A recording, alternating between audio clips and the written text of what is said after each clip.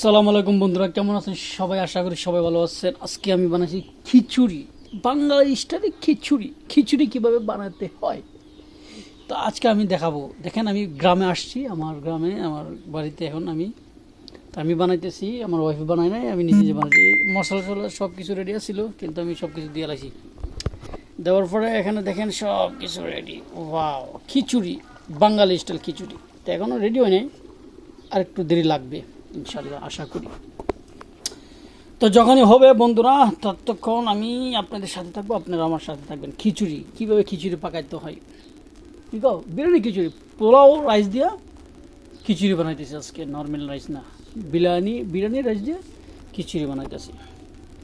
তো যদি আমার ভিডিওটি ভালো লাগে, প্লিজ প্লিজ প্লিজ সাবস্ক্রাইব করবেন, আর শেয়ার করবেন, আর লাইক করবেন, কমেন্টস করবেন।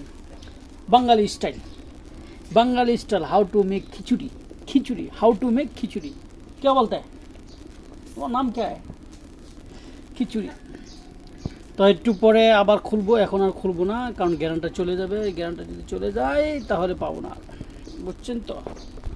তো আজকে এই পর্যন্তই। খিচুড়ি কীভাবে পাকাইতে হয় আর একটু দেখাই দিই আপনাদেরকে মন মতো। ওয়াও, খিচুড়ি দেখছেন, এটাকে বলে খিচুড়ি।